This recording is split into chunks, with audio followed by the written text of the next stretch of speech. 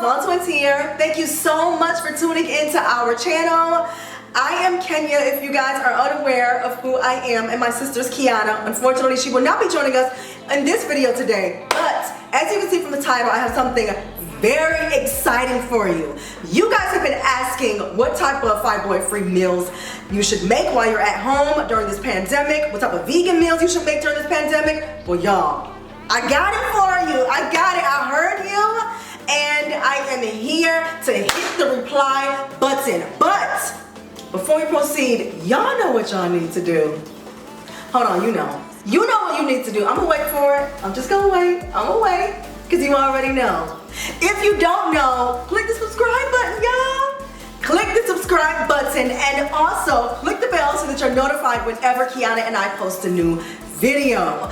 Guys, I'm so excited because, again, I finally mastered this dish of vegan, y'all, vegan fibroid-free French toast.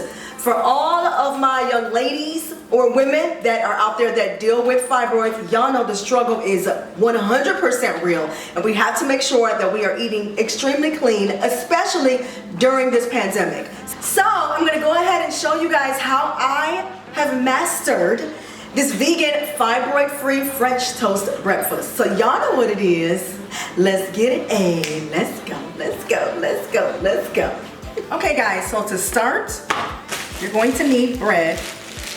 I use spelt bread. For all of my fibroid-free ladies out there, spelt bread is dairy-free, non-GMO. It's also gluten-free, and it's just much more digestible and easier on your system. So I use spelt bread. I picked this up from Whole Foods if anyone is interested, but you're going to need bread of your choice, whatever that may be. Also butter. I picked this up from Whole Foods as well.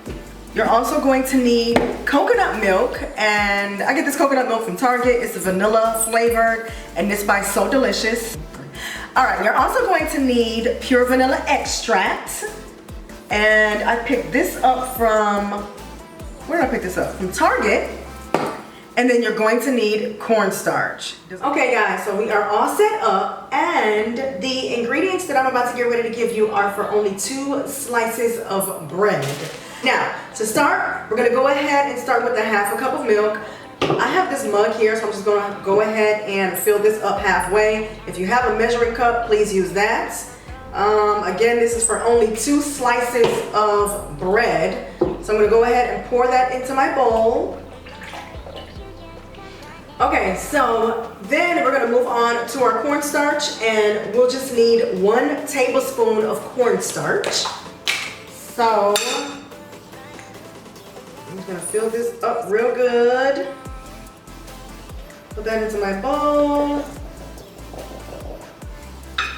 Next, we're gonna move on to our vanilla extract, and we'll just need 1 teaspoon of vanilla extract. Now, understand that this is where you get the majority of your flavor from, probably all of your flavor really. So, I mean, you can use just 1 teaspoon if you like. Me, myself, I love vanilla extract, so I like to use a little bit more than 1 teaspoon, probably more like 2 or 3. So I'm gonna pour that into my bowl, and now I'm gonna go ahead and begin to whip up my batter, because next we're gonna dip our bread into the batter. I'm just gonna go ahead and start whipping that up, and the consistency is not going to be that of the type of batter that when you're making regular French toast, only because it doesn't have an egg in it, which is what you would usually use with regular French toast. So this batter is going to be a little bit more liquidy or milky because there is no egg in it, but the cornstarch is gonna make everything stick to the bread, so no worries. So I have my batter here, and we're gonna go ahead and lay the French toast in the batter and then put it in the pan. All right guys, so what you want to do is go ahead and get your butter that we talked about earlier, and you'll want to carve out just a little bit of that and place it in your pan. Wait for it to melt. My heat is on medium heat, so you want to put your pan on medium heat. Again, take the butter, put it in there, And I just have a small pan. I'm only making 2 pieces of French toast. So I just have a small pan here, and I'm gonna lay them in one by one. So now I'm going to take my bread and dip it in my batter. And what you'll want to do is you want to evenly coat the entire piece of bread, and you want to saturate it real good. So I'm going to go ahead and do that. Now here's my bread. So I'm going to lay it into the pan. Ooh. Y'all heard that sizzle? The sizzle is what you need.